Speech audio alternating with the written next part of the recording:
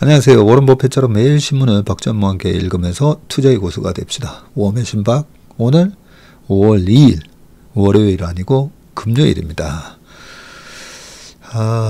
저 같은 경우는 어제도 한 새벽 1시 반쯤 월간 전망 자료 만들다가 열일했습니다. 어제도. 어제 회사에 대표 전화로 전화가 와서 계속 밖에 울리길래 딱 받았더니 목소리를 알아보시고 혹시 박전무님이시냐고. 네, 맞다고 하니까 오늘 쉬시는 날인가 그런데도 한번 전화해봤다고. 저희 신규 상담 고객이셨는데, 그래서 제가 받았더니 아니 오늘 쉬는 날 아니시냐고. 그래서 제가 오늘 근로자인 날이기 때문에 회사 와서 근로하고 있다고 그런 말씀 드리면서 오후부터 거의 새벽 1시 반까지 하다 보니까 저한테는 꿀맛 같은 금요일이 돌아왔습니다.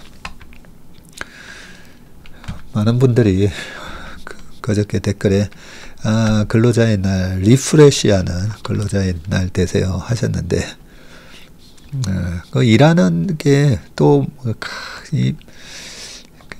월간 전망 이렇게 시장 전망 자료 이런 거 만드는 게 수학 난제 푸는 것 같다 했잖아요. 시장을 전망한다는 게 얼마나 어렵습니까? 또 지나고 보면 리뷰하면서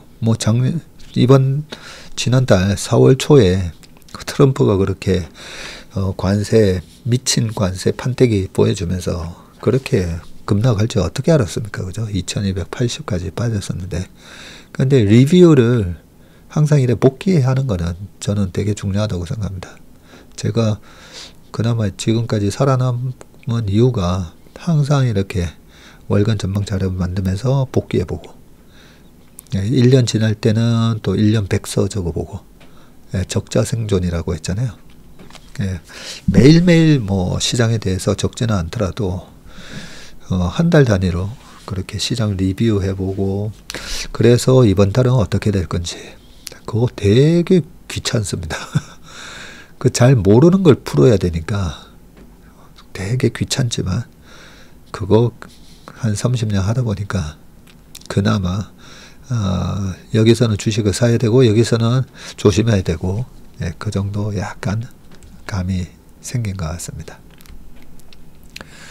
그래서 열일했지만 그렇게 많이 힘들거나 그러지는 않습니다. 대표님 건강하셔야 10만 개마무사와 동행하실 수 있으니 항상 건강하세요. 네, 요거는 제가 좀 신경을 좀 많이 쓰겠습니다.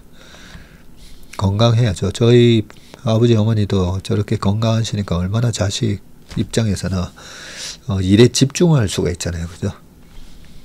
그래서 제 몸이 아니라 제가 건강해야 다른 분들한테도 마음 평안함을 드릴 수 있다 생각합니다.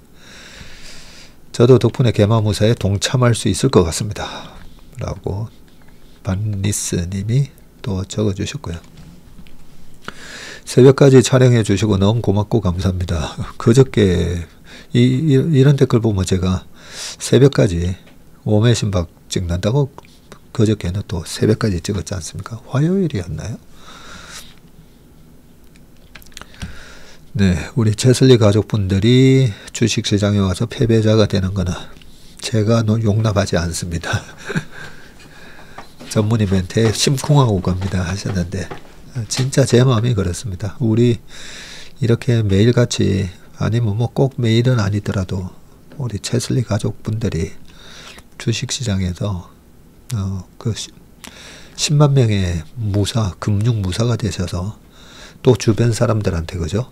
네, 우리 금융무사분들이 주변 사람들을 또 지켜주시고 임진왜란 때 의병들처럼 그렇게 되시기를 저는 바랍니다. 전문가 채슬리 임직원 덕분에 발 뻗고 편히 지내는 저입니다. 너무 많이 매우 감사드립니다 하셨습니다. 고맙습니다. 이런 댓글이 또 힘이 됩니다.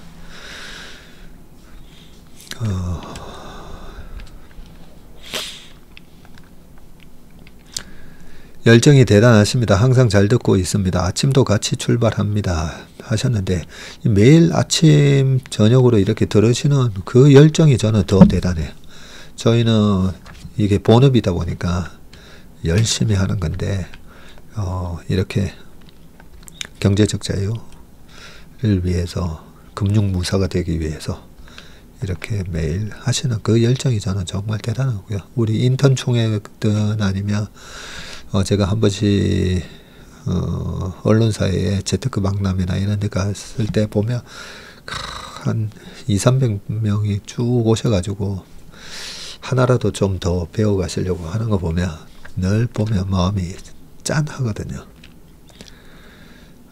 또 형님이 오늘 오후에 언니한테 연락이 왔는데 채슬리 심박이 안 올라왔다고. 웜의 심박이라고 다시 알려주셨다고 합니다. 좀 전에도 작년 10월 달부터 우리 채슬리 TV를 보기 시작하셨다고 하시는 부부께서 오셨는데요. 참 다행이라고 생각합니다. 그죠? 우리가 운동을 하든 뭘 배우든 제대로, 그죠? 네, 제대로 배우셔야 되는데 저희 회사가 그나마 여의도에서 수많은 운용사 중에 좀 빡세게 매일 아침마다 그렇게 하는 회사가 없습니다. 굉장히 빡세게 하는 거고 그걸 다 공개해서 지금 함께 우리가 리서치하는 거를 공유하고 있으니까요. 계속 이렇게 정석대로 쭉 따라와 보시면 제가 그분한테도 그랬어요. 한 3년 지나면 상위 10% 안에 뜨는 투자가 되실 거라고 우리 채슬리 TV만 꾸준히 들으셔도 말씀드렸습니다. 네.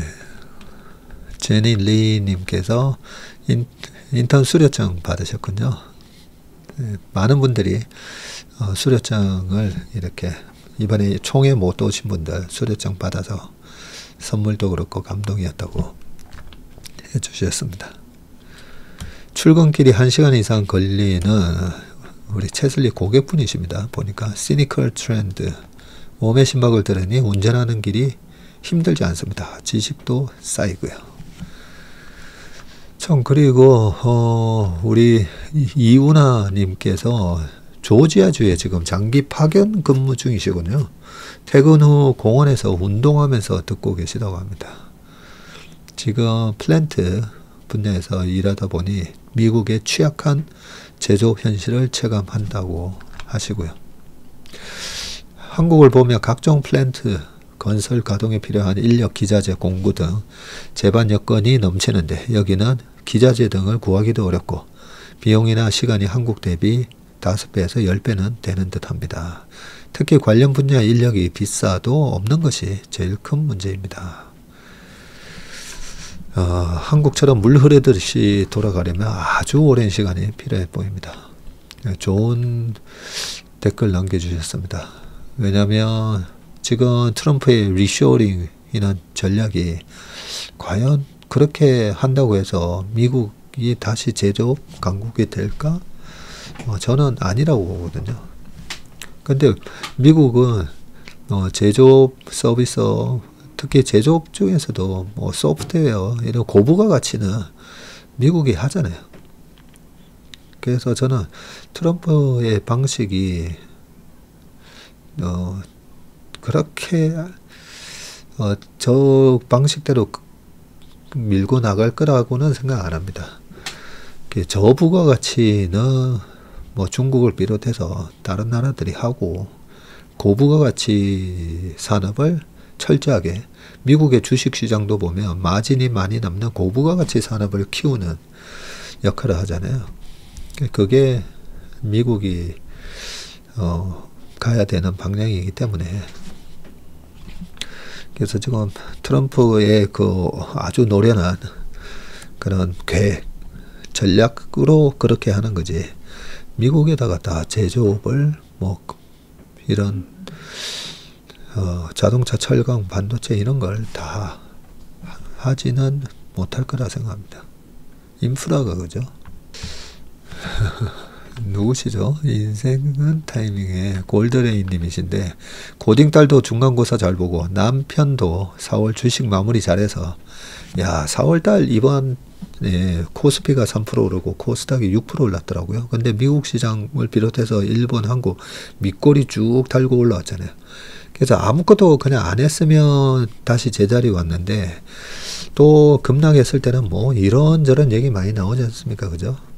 그래서 4월 8일인가 연합인포 나와서 여기서는 빠르게 V자로 올라갈 수 있기 때문에 사야 됩니다 해도 댓글 쭉 읽어보면 계속 약세적인 마인드 가진 사람은 계속 뭐 약세적으로 얘기하고 있고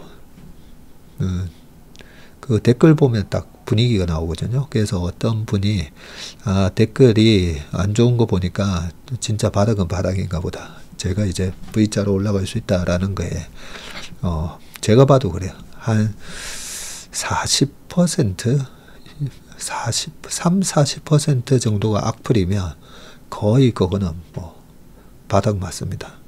옛날에 코로나 때도 그랬고요. 그 정도로 많은 사람들이 약세 포트폴리오로 바꿨다는 거거든요. 인버스, 곧버스를 샀다든지 현금화 시켰다든지. 그러니까 여기서 V자로 올라간다라는 얘기가 듣기 싫은 거거든요. 네, 그러면 막 거기다가 막 이런저런 거 적어놨는데 댓글을 보면 제가 포지션이 보인다고 하지 않습니까? 그죠? 자, 메일거자님께서 아침 7시 40분 방송과 워메신박은 매일 보고 있는데 댓글은 처음이라고. 예, 처음이시네요. 5년 동안 주식으로 손실만 계속 봐왔는데 전문의 말씀 들으면서 반성도 많이 하고 많이 배우고 있다고 하십니다. 동래구에서 25년 사셨다고요? 그러면 아시는 분일 수도 있겠네요. 자, 외출해서 집에 오니 택배가 와 있었는데 수료증을 받으셨군요. 몽실 어머니. 내러티브스 앤 넘버스 읽고 있는데 참 좋은 책이다 라고 하셨고, 내러티브스 앤 넘버스 하고요, 이 제로투원, 제로투원은 제가 어제도 회사 일하다가 또 막 제가 좀 산만해 가지고 일하다가 막 또 이런 책 막 읽어보고 그러거든요. 그러니까 진도가 잘 안 나가는데, 어떤 기업에 투자를 해야 하는가에 대한 명확한 방법론을 깨달았고, 채슬리를 어떤 기업으로 끌고 가야 하는가에 대한 기준, 원칙, 비전을 알게 해준 책이다. 내 인생 최고의 책이다. 21년 9월 13일. 비행기 타고 왔다 갔다 할 때마다 제가 책 한 것이 보는데 이렇게 적어놨습니다. 이번 5월달에 시간이 좀 길잖아요. 그죠? 그러고 보니까 제 책 얘기도 좀 해야 되겠네요. 저 뒤에 투자의 본질. 이제 아마 저게 절판이 될 겁니다.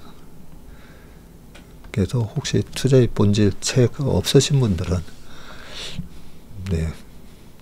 절판이 되면 사실 수가 없기 때문에 뭐 이렇게 위대한 책하고는 비교도 안 되는 졸저이지만 요 책에 이 제로투원하고 비교하는 거는 말이 안 되는 것 같습니다. 근데 투자자로서 어떤 투자 그 이상의 가치에 대한 얘기는 조금 해놨기 때문에 혹시 없으신 분들은 절판되기 전에 한번 보시고요.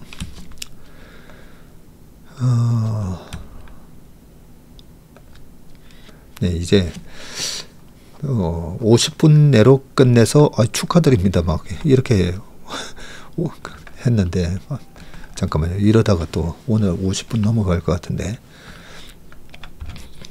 자 이제 바로 신문기사로 가보겠습니다.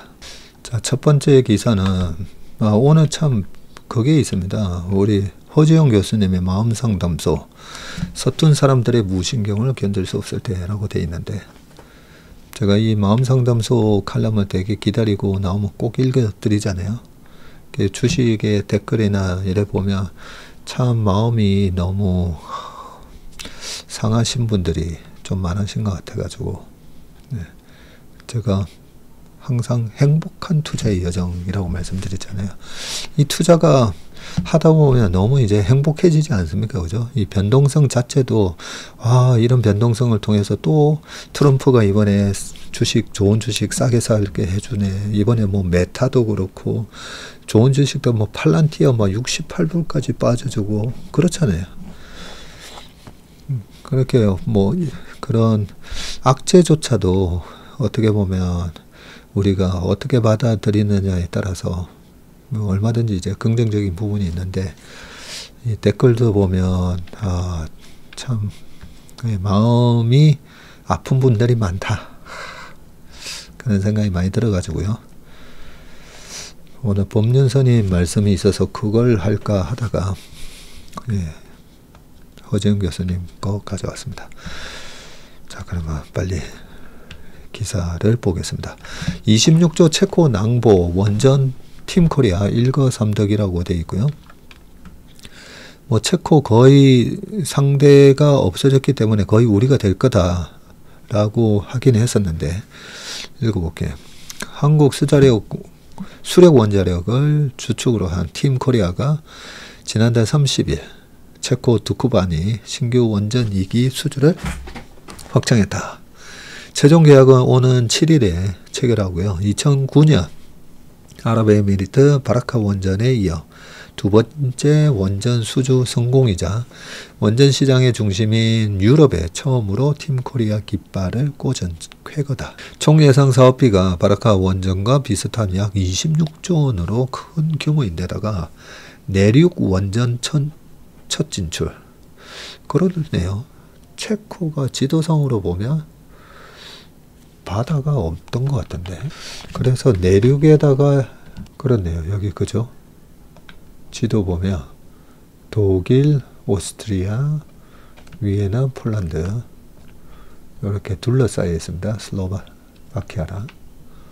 인구가 체코 인구가 1000만 밖에 안 되네요. 인구로 86위, 면적도 119위. 하도 이 프라하 뭐 이러면서 우리가 체코는 좀 익숙한데, 우리가 알고 있는 거 인지도에 비해서는 나라가 좀 작네요, 인구가. 자, 다시 기사로 넘어가 보겠습니다.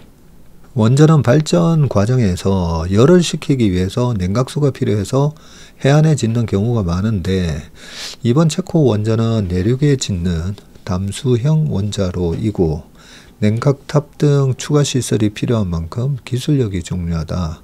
내륙 원전을 만든 경험이 있는 미국, 프랑스와 경쟁해서 따낸 수주란 점에서 향후 글로벌 수주 경쟁에도 유리할 수 있다.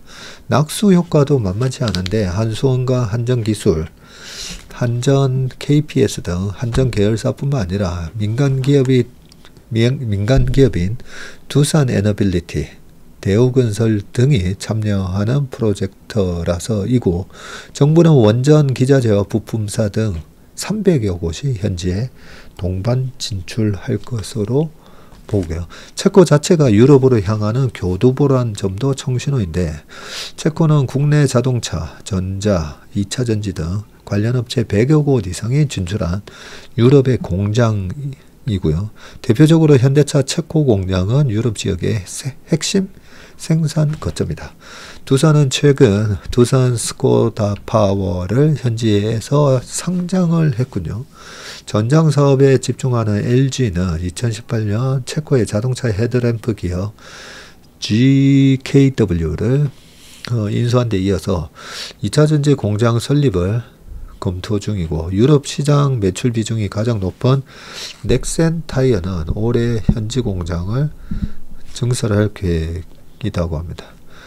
국제에너지기구는 2023년 연간 650억 달러 규모인 세계 원자력 발전 투자가 오는 2030년까지 연간 700억에서 1,500억 달러까지 증가할 것으로 전망하고요. 에너지 안보에 대한 우려가 커지고 AI 혁명이 촉발한 전력 수요 급증 등의 영향이 당분간 지속할 것이라는 예상에서인데, 한국원자력협회에 따르면 중국과 러시아를 제외하고 지난해 말 기준 전 세계에서 추진 중인 원전 프로젝트는 총 186개나 되군요. 하지만 체코 원전에서 얻은 팀 코리아의 성과가 향후 수출 확대로 이어지기 위해서는 넘어야 할 산이 많다. 한국은 원전 공사기간, 온타임과 예산, within budget, 버짓 안에서 이 within budget 준수로 수주 경쟁력을 높이고 있지만 마진이 크지 않은 저가 수주에 대한 우려도 그만큼 크고 한전과 한수원으로 이원화된 원전 수출 판로도 불안 요소인데 한 원전업계 관계자는 한수원으로 수출 역량을 일원화해야 한다는 목소리가 나오지만 바라카 원전 수주 등으로 쌓은 한전의 원전 노하우를 무시하기도 어렵다고 했습니다. 미국 원전기업 웨스팅하우스와 관계도 걸림돌이 될 수 있는데 한수원 한전은 웨스팅하우스와 지난 1월 전격적으로 지식 재산권 분쟁을 해소했고요. 양측은 구체적인 내용에 대해서는 함구하고 있지만 유럽 수주는 웨스팅하우스가 주도하고 한국은 중동, 동남아 등 수주에 집중하는 식으로 합의했다는 분석에 힘이 실린다. 이러면 그건 담합 아닌가요? 너는 이쪽에 하고 나는 이쪽에. 기술 경쟁력을 유지하기 위한 노력이 필요하다는 지적도 나오는데 한수원의 주력 노형은 APR 1400이고 이번 체코에 수출한 것은 APR 1400에서 출력을 줄이고 안정성을 개선한 APR 1000이라고 합니다. 정동욱 중앙대 교수는 APR 1400이 최초로 표준 설계 인증을 받은 것은 2001년으로 사실상 1990년대 기술이라면서 APR 1400 이후 노형 개발을 서둘러야 한다고 강조를 하셨네. 주식은 아마 체코 원전은 우리가 딸 거다. 요렇게 얘기가 돌았기 때문에 이 뉴스 때문에 뭐 주가가 오르거나 그러지는 않을 겁니다. 아까 민간기업 뭐 있었죠? 두산에너빌리티하고 대우건설 이렇게 돼 있는데 두산에너빌리티 잠깐 한번 볼까요?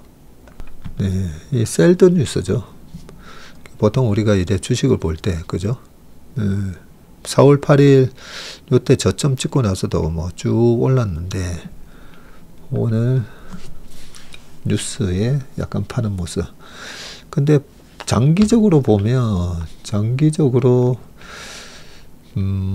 이번 체코 원전뿐만 아니라 우리 송구 매니저 박스리에서 저도 옆에서 계속 듣다 보니까 이런 체코 원전뿐만 아니라 SMR 같은 거죠. 장기적인 또 비전이 있기 때문에 셀드 뉴스로 좀 나오더라도 또 어느 정도면 지지가 되지 않을까 생각은 되는데 어쨌든 오늘은 셀드 뉴스 모양입니다. 자, 두 번째 기사 보겠습니다. WTI 4년 만에 60달러 선 붕괴다라고 되어 있는데 트럼프 2.0 책에다가 제가 써놨죠. 트럼프가 됐다고 해서 뭐 유가가 올라가고 그러면서 석유화 업체들이 좋아지고 그거는 트럼프 1.0에서도 그렇게 되지는 않았다고 하면서 2017년, 18년, 19년, 20년 이래 보면 유가가 빠지고 코로나 때문에 유가가 나중에는 크게 박살나긴 하지만 그전에도 트럼프가 유가 올라가는 걸 원치 않았어요. 그래서 유가만 올라가면 트럼프가 짜증을 확 내면 유가가 꼬랑지 내리면서 또 쑥 빠지고 그랬기 때문에 트럼프 2.0 체계에다가는 트럼프 당선이 되더라도 뭐 엑스모빌이라든지 이러면서 사면 안 됩니다. 뭐 이런 얘기를 좀 써놨긴 했는데요. 이번에도 어김없이 또 유가가 빠졌습니다. 자, 60달러 선 아래로 내려갔고 4년 만에 처음이라고 하고요. 경기 침체 수요는 감소하는데 주요 산유국은 공급을 늘릴 것이라는 전망 때문이고요. 58.8달러까지 지금 떨어졌고 21년 3월 달에 57.76달러 이후 4년 1개월 만에 가장 낮은 수준으로 추락했습니다. 2020년 코로나 3월 달에는 유가 선물이 마이너스가 왔었죠. 유가 선물이. 실제 유가도 뭐 30불대까지 빠졌습니다. 이날 브렌트유는 이렇게 63달러 정도 기록했다고 되어 있고요. 트럼프 정부 관세 정책으로 원유 수요 둔화 우려가 팽배한 상황에서 미국 경제 지표마저 꺾이자 국제 유가는 그 충격을 고스란히 받았고, 올해 1분기 미국 GDP가 전분기보다 마이너스 0.3% 나왔죠. 미국 분기 GDP가 역성장한 것은 22년 1분기 이후 처음입니다. 국제유가를 끌어내린 건 수요 둔화뿐만 아니라 사우디아라비아가 감산을 철회하고 대래 원유 생산량을 늘릴 것이라고 했고요. 사우디를 중심으로 한 산유국 확대 협의체인 오펙 플러스는 오는 5일 열릴 회의에서 생산량 확대 여부를 논의한다고 하네요. 미주호 증권의 로버트 야거 애널리스트는 사우디가 2020년처럼 생산량을 늘릴 가능성이 크다고 말했습니다. 해외 IB는 국제 유가 전망을 줄줄이 하향 조정했고요. 골드만삭스와 JP 모건 스탠리는 WTI 가격이 올해 평균 배럴당 64.6달러를 기록할 것이라고 예상을 했는데 한 달 만에 전망치를 3.76달러 내렸다고 합니다.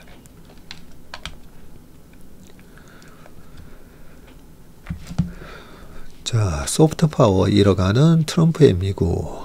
오세정 전 총장, 서울대 물리천문학부 명예교수님이시군요. 자, 우리가 소프트 파워 뭐 이런 말 많이 하는데 한번 보겠습니다.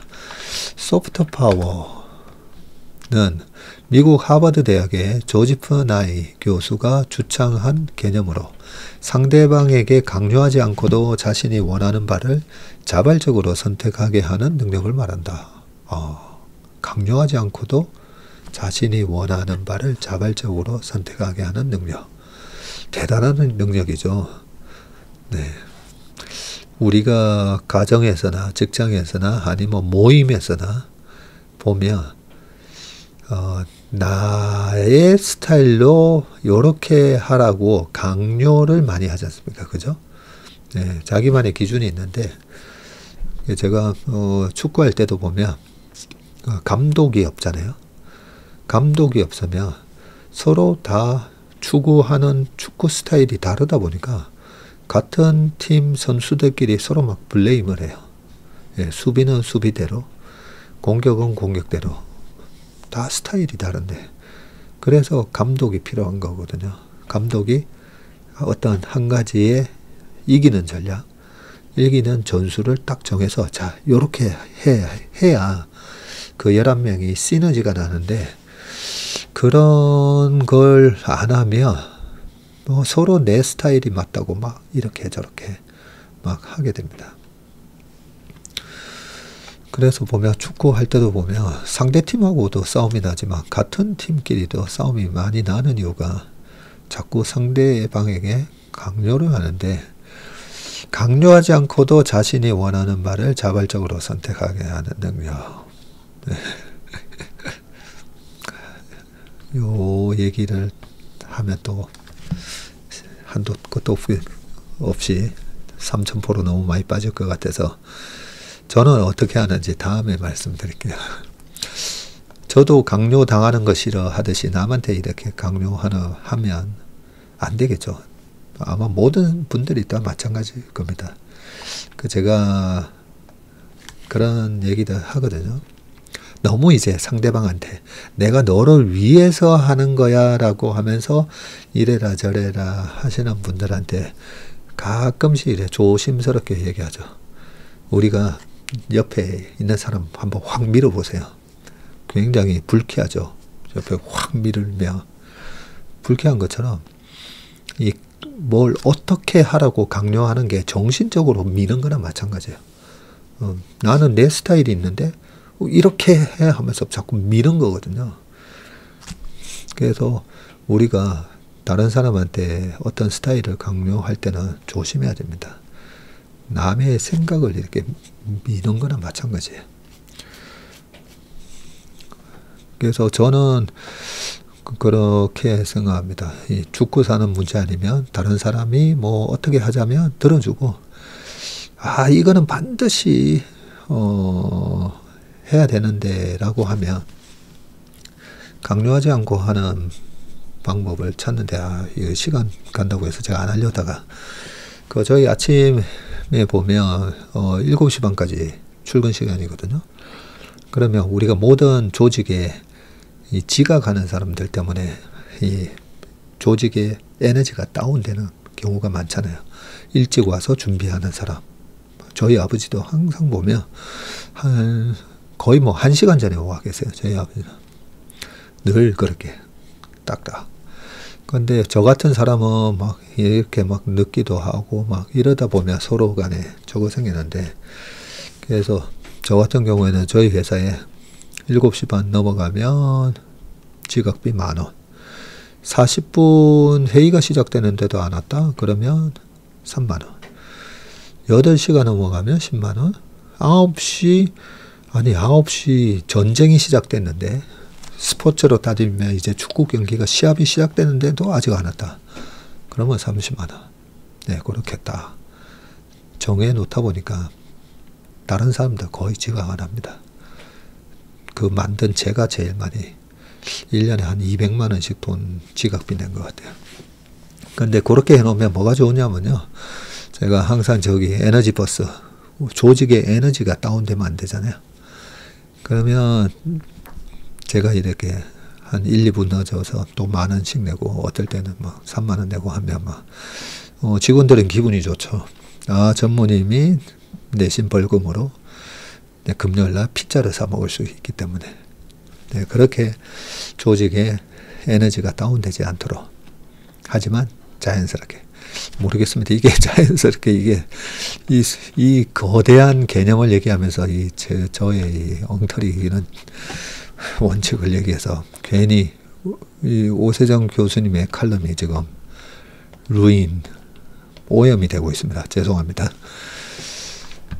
자, 사실 미국이 제2차 세계대전 이후 80년간 세계를 제패할 수 있었던 것은 막강한 군사력과 경제력의 덕도 있지만 인권 존중 등 보편적 가치관과 민주주의 규범이 잘 지켜지는 사회, 그리고 인기 있는 대중문화로 인해 미국이 매력적으로 보였기 때문인데, 즉 소프트 파워의 힘도 컸던 것이다. 이를 위해 미국은 그동안 유무상 해외 원조원, 풀브라이트 장학금을 통한 해외 유학생 유치 등의 노력도 기울여왔다. 그런데 트럼프가 미국 대통령으로 2번째 취임한 이후에 그런 노력은 거의 모두 폐기된 듯하다. 우선 해외 원조를 담당하던 미국 국제개발처를 폐쇄하려 하고 있고, USAID군요. 국제개발처, 미국 국제개발처. USAID는 과거 한국에도 많은 지원을 했는데, 대표적인 것이 한국의 과학 입국을 이끈 카이스트 설립을 위한 차관 제공이다. 그래요? 몰랐네요. 그 외에도 상하수도 시설, 발전소, 시멘트 공장 등 다양한 인프라를 지원한 바 있고, 그런데 미국 정부 효율부를 이끄는 앨런 머스크가 USAID는 돈 낭비고 좌파 의제를 지원한다고 하면서 대부분의 직원을 해고해버렸군요. 마코 루비오 국무장관도 많은 경우 USAID는 국가 전략에 반한다면서 대폭적인 기구 축소나 해체를 예고했고, 또한 풀브라이트 장학금 지급도 정지됐다. 그래요? 당장 미국에 직접적인 도움이 되지 않는 예산은 무조건 줄이겠다는 의도인 것 같다.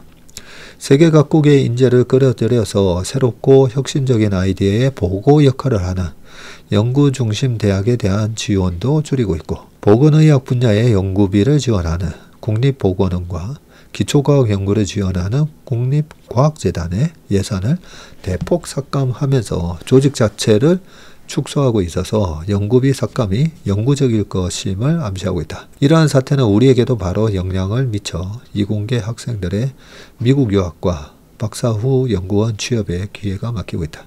연구비가 줄어들자 많은 연구자가 미국 대학을 떠나 유럽이나 캐나다로 이주하려는 움직임도 보인다. 과거 2차 대전 후 미국이 유럽의 과학자들을 대거 영입하여 미국 과학 수준을 대폭 높였는데 이제 이에 반대되는 현상이 나타나고 있는 것이다. 또한 외국인 유학생이나 방문 연구원들은 비자가 명백한 이유 없이 무효화되기도 해서 불안에 떨고 있고 이러한 상황에서는 세계 인재를 빨아들이기 어려울 것은 명백하다. 세계 최고 수준을 자랑하는 미국 대학에 대한 트럼프 정부의 간섭은 연구비 삭감으로 끝나지 않고 반유대주의 운동을 충분히 막지 못했다는 이유로 대학 행정에 간섭하고 다양성, 형평성, 포용성 정책을 폐지하지 않으면 정부 보조금을 삭감하겠다고 위협도 하고 있고 여기에 하버드 대학을 비롯해서 대학 총장 269명이 정부의 간섭 없이 학문의 자유를 위협한다면서 트럼프 규탄 공동성명을 발표하기도 했습니다. 그러나 트럼프 행정부는 마이동풍이다. 인종 등 세상의 편견에서 벗어나 자유롭게 토론할 수 있는 학문의 전당이라는 미국 대학의 이미지가 산산이 깨어지는 중이다. 이러한 현상은 아마도 현실적 이익을 최우선으로 삼는 트럼프 행정부의 성향 때문일 것이라고 짐작이 되는데 물론 해외 원조나 유학생에 대한 장학금 지급이나 기초연구 지원 등은 당장은 돈이 나가기 때문에 미국의 손해라고 느낄 수 있지만 장기적으로는 이러한 투자가 커다란 자산이 될 수 있다. 조지프 나이 교수는 이를 소프트 파워라는 개념으로 설명을 했고 그 효과는 오랜 기간에 걸쳐 나타나기 때문에 신뢰성, credibility가 가장 중요한 요소라고 주장했다. 너무 중요한 단어죠. credibility. 미국의 경우 최근 트럼프 대통령의 관세에 대한 말바꾸기나 동맹국과의 방위 조약도 이해 득실에 따라 번복할 수 있을 듯 보인 것이 소프트 파워 하강에 영향을 주었을 것이다. 우리나라도 최근 K-팝이나 K-드라마 등 한류 덕분에 소프트 파워가 상당히 올라가고 있다. 단기간에 성공한 산업화와 민주화도 도움이 되었을 것이다. 어떤 조사에서는 우리나라의 소프트 파워가 세계 1위로 평가된 일도 있다. 그래요. IMF 글로벌 소프트 파워 지수 2021년도에 우리가 1등이었다고 합니다. 그러나 이러한 추세도 장기적인 신뢰가 없으면 유지되기 어렵다. 정치인들도 쉽게 말을 바꾸는데 국제관계에서는 말 바꾸기는 특히 조심해야 된다. 여러 민초들이 힘들게 쌓아 올린 국가의 소프트 파워를 정치인들이 까먹지 말기를 바란다. 아주 중요한 말씀을 해주셨다. 그죠? credibility. 우리 허전의 마음 상담소. 서툰 사람들의 무신경을 견딜 수 없을 때. 오늘은 또 어떤 참 주옥 같은 말씀을 해주시나 한번 읽어보겠습니다. 한껏 나를 세우고 세상을 보던 때가 있었습니다. 인간의 무례함과 서투름에 분노와 환멸이 나서 견딜 수 없었습니다. 저 사람은 왜 저럴까? 어째서 저런 행동을 할까?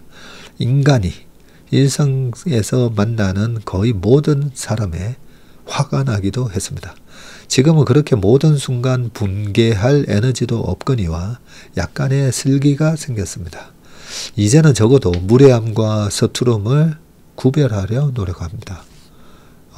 무례함과 서투름을 구별. 그 사람의 역사와 맥락에서는 그 서투름이 그럴 수도 있는 일입니다. 내가 그 사람의 역사를 알 수 없기 때문입니다. 개인의 역사에 꽤나 큰 영향을 미치는 것으로 알려진 지능 이야기를 잠시 해보려 합니다. 임상심리학자였던 데이비드 웩슬러는 20세기 중반 지능 검사를 개발했고 현재 한국에서 유일하게 법적으로 인정되는 지능 검사가 이 웩슬러 지능 검사라고 하네요. 그는 지능이란 무려 목적성 있게 행동하고 합리적으로 생각하며 환경을 효과적으로 다루는 능력이라고 정의했습니다. 그래요? 목적성 있게 행동하고 합리적으로 생각하며 환경을 효과적으로 다루는 능력. 저는 모든 걸 이제 주식으로 좀 생각해 두다 보니까 주식 투자자가 목적성 있게 투자를 하는데 합리적으로 왜 저렇게 비합리적으로 생각할까? 또 여러 주어진 환경에 여러 가지가 많은데 효과적으로 다루지 못한다라고 저도 느낄 때가 되게 많거든요. 투자자들이. 우리 뭐 제도권 펀드 매니저들도 마찬가지입니다. 왜 저렇게 생각하지? 자, 그러므로 이 세 가지 능력치의 합인, 지능을 갖춘다는 것은 누구에게나 어려운 일입니다. 더욱이 이 검사의 대원칙은 이것입니다. 통계적으로 보정한 지능 검사의 평균을 100에 맞출 것. 즉 모든 국가에서 지능의 평균은 100이 됩니다. 미국의 IQ 평균도 100, 한국의 IQ 평균도 100입니다. 또한 산술적으로 14명 중에 1명은 경계선 지능, 즉 지능 79 이하로 평가될 것입니다. 50명 중 1명은 지능 69 이하의 지적장애에 속합니다. 이 시점에서 함께 꼭 짚고 넘어가야 할 것이 있습니다. 지능검사를 수도 없이 실시하고 가르칠 때마다 느끼는 점은 지능은 우연한 조합으로 이루어진 개인의 수많은 특질 중 하나일 뿐이라는 거고요. 귓볼의 모양이나 발 크기 혹은 체중 그 정도의 특질입니다. 한국과 같은 유교 문화권에서는 높은 지능, 좋은 학벌이 유독 이상화되어 왔지만 지능은 절대선이나 뭔가 대단한 것이 아닙니다. 지능만 높은 수많은 사례를 우리는 알고 있죠. 그저 귓볼 크기가 적당하며 귀걸이를 할 때 조금쯤 편리한 것처럼 지능도 적당할 때 편리한 부분이 분명히 있습니다. 그러나 또 우연한 유전자의 조합으로 누군가의 지능은 적당하지 않아서 환경을 다루는 일에 서투를 수도 있습니다. 그 자체는 큰 문제가 되지 않습니다. 그를 도우라고 문명과 시스템이 있기 때문입니다. 그러나 그 특질이 적당하지 않다는 이유로 그를 멸시하는 것이 진짜 문제입니다. 예를 들어 이런 식입니다. 단지 서툰 사람이 어떤 날 마시게 된 아이스 아메리카노가 너무 맛있었고 어느 추운 날 그 음료를 따뜻하게 먹고 싶어 뜨거운 아이스 아메리카노를 주문하려 할 수도 있습니다. 그러게요. 어떤 날에는 서툰 그 사람이 자신의 몸과 마음이 당장 너무 힘들어 다른 이들이 불쾌해야 할 법한 행동을 아무렇지 않게 하고는 무엇을 잘못한 건지 전혀 모르겠다는 뻔뻔한 얼굴로 서 있을 수 있습니다. 언성을 높이거나 억지를 쓸 수도 있습니다. 그런데 실은 그럴 수 있습니다. 14명 중 1명, 좁게 잡아도 50명 중 1명은 많이 서툴 수 있습니다. 그럼에도 이들은 온통 비난받기 쉽습니다.